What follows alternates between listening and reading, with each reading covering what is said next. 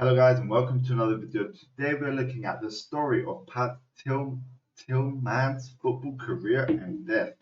Okay, so this was recommended from one of you guys, so thank you so much. If you got any video suggestions, just comment down below what you would like me to react to. I'll be happy to do that. Without further ado, let's get on to the video, see what we got.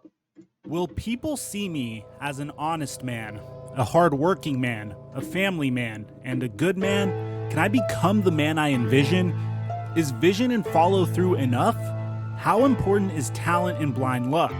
There are no true answers, just shades of gray, coincidence, and circumstance. Pat Tillman. Wow, that was an interesting start. Loyalty, respect, integrity. Pat Tillman, an NFL player and an Army Ranger, embodied those three words and any other word that describes honor interchangeably. Pat was most loyal to his country, but did his own nation and its military leaders turn their back on him, leading to his untimely death? There are a few storylines of the post 9/11 time period that have been considered more disgraceful towards the military than how Pat Tillman's death while in combat was handled, along with how the Tillman family was treated as they searched for the whole truth behind how Pat Tillman died in battle. Today we discuss. Wow, this is an interesting guy.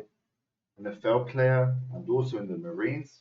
Quite impressive, right? The life and career of Pat Tillman, one of the most remarkable come-from-behind stories in NFL history. NFL is actually a really good game. Really enjoy that game. That ended in absolute tragedy and an even bigger mystery. Now, before we get to the content, guys, I wanted to give you a little heads up. A lot of these videos end up getting demonetized, which is okay with me, but when a video gets demonetized, typically they don't show up in your recommended feed. So make sure you turn on my notification bell, leave a like and subscribe, just so you could continue to see my content. Do that. Truly helped me out as well. That's honestly the only thing I care about. On top of that, I live stream on Twitch on Tuesdays, Thursdays, and Sundays at 9 p.m. Pacific time, and I'm giving away multiple copies of Madden 21 on my Twitter account and my Instagram account. Now that we got all of that out of the way, break! Let's get it.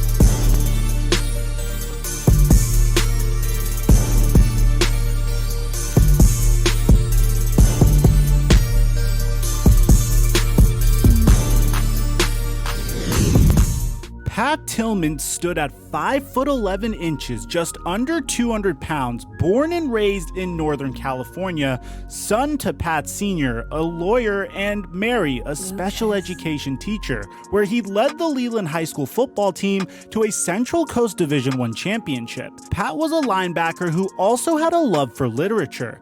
His stature was small for the specific football position of linebacker, but good enough to earn the last defensive scholarship spot from Arizona State University. Tillman came into Tempe with a slightly shaggy, sandy California hairstyle, an anvil jaw, and although still deemed undersized in college, he excelled at his position and as a team leader for the Sun Devils. Pat learned playbooks and opposing offensive schemes quickly, and he could tackle the fastest special teams returner, but he also enjoyed debating about religion, politics, and other scholarly topics, which is uncharacteristic of a Division I football player. Pat underwent shoulder surgery after his freshman year, but rehabbed quickly to make 47 tackles in his sophomore season, appearing as a top reserve and not just on special teams. During his junior year in 1997, Tillman had decided to shave his head and matured into a respected leader of his team. He started 11 games and led ASU to the Rose Bowl during an undefeated season while also earning Pac-10 Defensive Player of the Year. Former ASU teammate Jeremy Stats said, although Tillman was only 5'10" or 5'11" and 200 pounds, he played like he was 260 pounds. He wasn't the fastest player on the team, but he played the game smart. He wasn't going to chase you from behind, but he would use angles and leverage and out-pursue you by playing the game smart. Wow, that's an interesting guy. Using tactics to win the game. Smart guy, smart guy. During his senior year, Pat led the team in tackles, was named MVP, second team All-American, and completed a career that would be good enough for a future induction into the College Football Hall of Fame. Pat was what a student athlete aspired to be, earning numerous academic honors and completing his degree in just 3.5 years with a 3.85 GPA. He was selected in the 1998 NFL Draft to the Arizona Cardinals with their 7th round pick, 226th overall. Extremely talented, but considered too small to be a linebacker in the NFL, Tillman moved to the safety position. And Pat made a positive impact right away by starting 10 out of 16 games as a rookie, while also pursuing a master's degree in history. In 2000, he was named Sporting News NFL All-Pro with 155 tackles, 2 forced fumbles, 2 fumble recoveries, 9 pass deflections, and an interception that he took back for 30 yards. Pat was without a doubt a late draft gem and an NFL star, but still the unique Pat as he turned down a $9 million contract from the St. Louis Rams to stay loyal to the small market. Wow, that is a lot of money he said no to, you know. And but this guy, by the looks of it, seems like really strong. He has power, you know. Smart ways of thinking. He's got it all, at the looks of it. Let's see what else is going on here. Mediocre Arizona Cardinals and pushed himself in another direction while still on a football roster. Pat Tillman trained and ran a marathon during that offseason, and then the following year set his goal even higher by completing the Blackwater Eagleman Triathlon in Maryland, which was a half Ironman event that served as a qualifier for the legendary Hawaiian Ironman. Why was he competing in an endurance event just a few months after he had 224 tackles for the Arizona Cardinals? What was his rationale for such a difficult endeavor while other NFL players were spending their vacation time laying on the beach? Pat said it was just for the challenge. In the beginning of the 2001 NFL season, the world would change drastically for Americans following the September 11th terror attacks. Pat Tillman watched the events unfold in the Arizona Cardinals media room on that Tuesday morning, and shortly after the attacks, Tillman, a reflective man who used to climb light posts in college to sit, view the landscape, and meditate, told a reporter, "You know, my great-grandfather was at Pearl Harbor, and a lot of my family has gone and fought in wars, and I really haven't done a damn thing as far as laying myself on the line like that, and so I have a great deal of respect for those that have and what the flag stands for." In Pat's mind, he was ready to do something bigger than the NFL. He was ready to pursue a career that would drastically change his life and unfortunately end his life far too soon. Pat played the remaining games of that season with a heavy mind and heart. 8 months after the Twin Towers fell, and shortly after returning home from his honeymoon, Pat Tillman turned down a $3.6 million NFL contract from the Arizona Cardinals, traded his cleats and his number 40 jersey in for combat boots by enlisting in the U.S. Army alongside his brother Kevin. The duo committed themselves to a 3-year term as Army Airborne Rangers. Okay, so from NFL switches to the Army. Interesting. Really interesting. A job that was just as dangerous as it was mentally and physically demanding. Pat Tillman, since his family, all were in the army fighting wars, as I said before, he wanted to do something, you know. He probably felt like, I'm the only one that is missing out, that had not done this. So he wanted to join the experience, you know. I don't know. These are my thoughts, guys. Instantaneously became the icon of patriotism. Secretary of State Donald Rumsfeld even sent him a personal note commending his bravery. The government was giddy that his name and testimony would promote the war on terror, which would hopefully conjure up future recruits. However, Tillman, once out of a football uniform and into desert camo, immediately stopped talking to the media. He didn't want this to be about him or his sacrifices. Pat Tillman didn't enlist because he felt an overwhelming rush of patriotism fall over him. He didn't seek to be revered as an athlete turned hero. Representing the American flag was in his bloodline. Pat understood the freedom that these men from his family and countless other men and women who had served in the military had given him, the freedom to be who he wanted to be. Pat and Kevin's first deployment came in 2003 to Iraq to support Operation Iraqi Freedom. Tillman had been known to be vocal against the Iraqi war, but he honorably fulfilled his duty that he signed up for. During the Freedom Mission, Pat and Kevin served as important backups in freeing Jessica Lynch. It was found in Tillman's journal that he wrote regarding the buildup of This mission will be, let's go, so they had to rescue. Okay, that is interesting. Are we actually going to see the rescue here? That would be awesome. Forces around the Lynch rescue was proposed to be a big public relations stunt. Little did he know that a year later, there may have been another stunt conducted in which he would be the center focal point. After returning home for a short time, in 2004, the Tillman brothers were deployed to Afghanistan for Operation Enduring Freedom.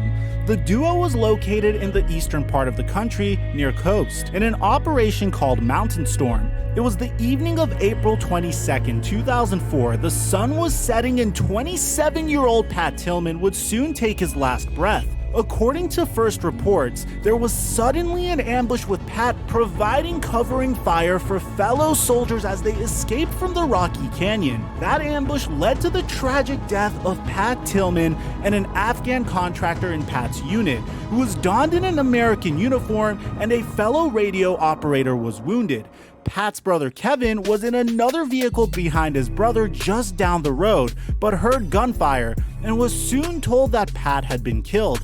The story Kevin was given at the time was that Pat died while stepping out of a vehicle confronting enemy troops. Kevin was quickly flown back to Bagram Air Base and a short time later accompanied his brother's remains back to the United States. The first official report from the military regarding Tillman's death read, he ordered his team to dismount, then maneuvered the Rangers up a hill near the enemy's location. Tillman directed his team into firing position and personally provided suppressive fire. Through the firing, Tillman's voice was heard issuing commands to take the fight to the enemy forces. That is crazy, guys. That is just insane. No way, bro. No way. Like, how, bro? That is just mind-blowing, you know? This gave his brothers in the downed vehicle time to move off that target. He directly saved their lives with that move. Immediately following Pat Tillman's death, messy events unfolded that would cause his family and friends to become perplexed and filled with a sense of uneasiness in the information that they were provided.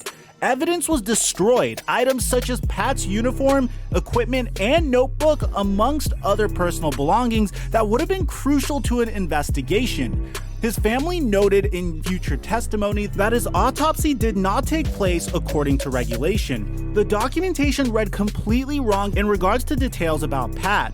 For example, a gold ring was listed as the wedding band on Pat's left hand when his family and friends knew that Pat wore a platinum ring. In addition, the field hospital report was found to be fabricated, and listed were various accounts of what happened the moments that followed Pat being peppered with gunfire. Accounts such as whether or not CPR took place, where and how he was transported following the ambush, and specifically, how and where the bullets hit him. But wait, it gets even crazier, because it was only days after the incident when top officials from the military were aware that Tillman's death was due to friendly fire. On April 29th, Major General Stanley... Friendly fire.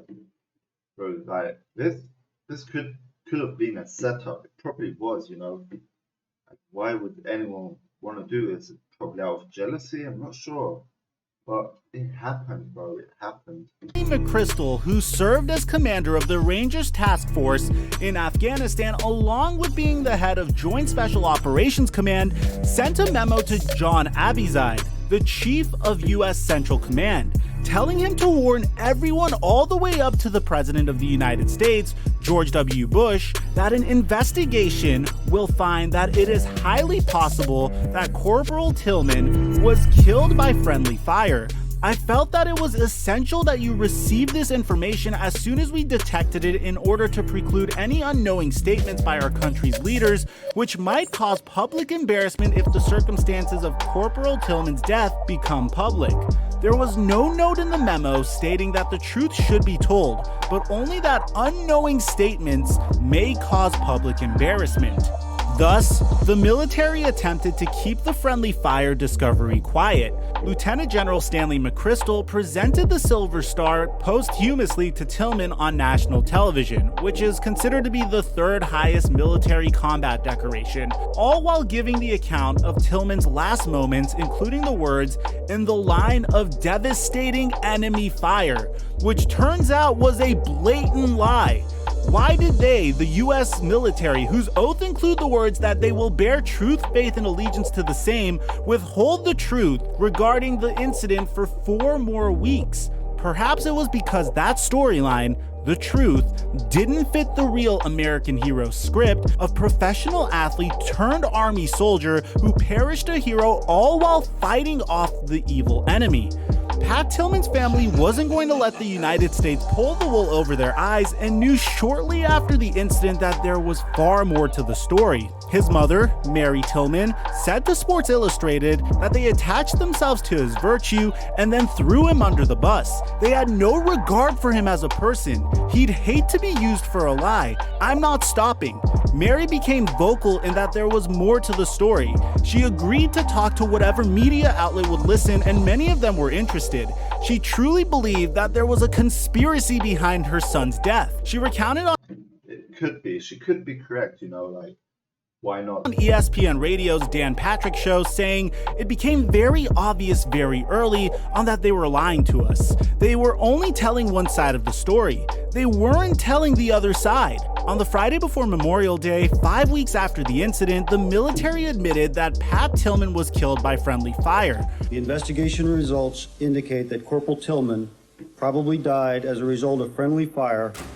Mary Tillman said to the BBC at the time, "This was a complete debacle on every level as far as I am concerned.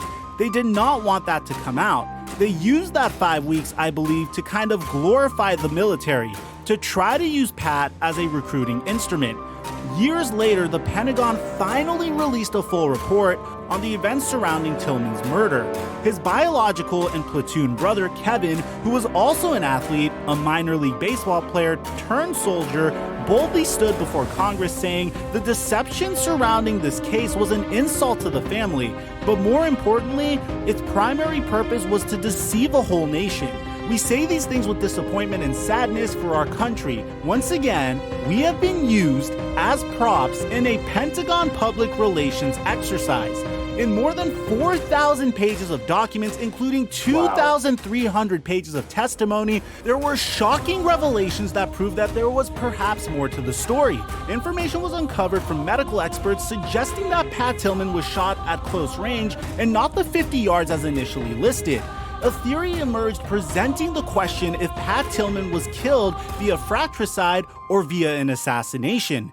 These medical experts found that the 3 bullet holes were so close together that experts stated that it was an M16 with American bullets, fired from around 10 yards away, not the M240 machine gun as listed in the report. The question came up of would it be possible to place 3 bullets into one of America's most revered soldiers during a blind ambush? On the contrary, as said before, the first report stated the gunfire took place from about 50 yards away. In football and combat, from 50 yards you may not be able to see details, but you can certainly recognize a uniform. However, at 10 yards away you can see many specifics of a person, including the embroidery on pocket flaps. Also, within those 2,300 pages, more particulars emerged, such as very few other soldiers being injured or even grazed by fire. Another thought-provoking note was that Pat Tillman told his comrade, who was also under fire, to shut up and stop sniveling. In addition, the 3-star general who withheld the truth regarding Tillman's death told investigators almost 70 times that his bad memory prevented him from remembering what had happened. That 3-star general was demoted, but not dismissed or forced to retire. The Army finally admitted it had violated its own regulations by waiting more than a month to tell the Tillman family that their son had died as a result of suspected friendly fire, but backpedaled, giving the excuse that they only did it because they were still gathering all of the facts. Your statement was that I knew about the friendly fire. I knew that there was an investigation ongoing about the right. potential for friendly fire. That goes for me too. That's exactly right. And for me as well. Okay. In 2014, via a Los Angeles Times article, former Army Ranger Stephen Elliott gave his account from his side of within the opposite caravan from Tillman, the caravan of American soldiers who fired upon Tillman's group. The group was ultimately deemed responsible for the Bro, this story, like, literally, it's like a horror story, you know? It's actually so messed up how this story is going on, you know? So many different things happening. friendly fire. Elliott, who had never been in a gunfire fight before, said he followed the lead of his commander and fired at shadowy figures on a hillside. Those figures were Tillman, Brian O'Neill, a specialist who was uninjured by Tillman's side, and the Afghan contractor in their group. Elliott continued saying even if somebody else was identified through forensic science as to have fired the fatal shot, that doesn't change how I feel. I still fired on a friendly position, and that wouldn't change my sense of responsibility. To this day, Pat's family and many of his friends still believe that there is more to the story, and perhaps the full truth was never disclosed. Former Arizona State defensive back, NFL player, and friend of Pat Tillman, Jeremy Statt, who enlisted in the Marines in 2006 in honor of Tillman, stated to the BCC in 2014 that he wouldn't want to be remembered as this mythical unicorn that the American government made up to push their agenda. That's not who Pat was. A statue stands at an NFL stadium in Glendale, Arizona, and another statue has been erected at a Division I football field just miles away in Tempe. These statues are of Pat Tillman outfitted in a football uniform, not the military fatigues in which he gave his life. If you would ask anyone who truly knew Pat, they would have said he would hate those statues. That is because Pat Tillman was an unselfish, socially mindful, and politically aware guy who died serving his country. He was a loyal American who just happened to be a football player. Pat wouldn't want a statue in his honor. However, Pat would be the most proud and honored of the work done in his name via the Pat Tillman Foundation, which carries forward his legacy by giving military service members, veterans, and spouses who embody Pat's principles the educational tools and support to reach their fullest potential as leaders, no matter how they choose to serve. Thank you for watching our latest Dark Stories of the NFL series. Well, that was actually one of the most interesting stories I've ever seen, you know. That was some stuff right there. Let me know what your thoughts are on this in the comments below, please. I would be appreciated. Like, this was mind-blowing, guys. That was epic stuff right here. Hope you all enjoyed. Don't forget, join the Discord group. The link is in the description below. And we'll be seeing you on the next video. Peace out.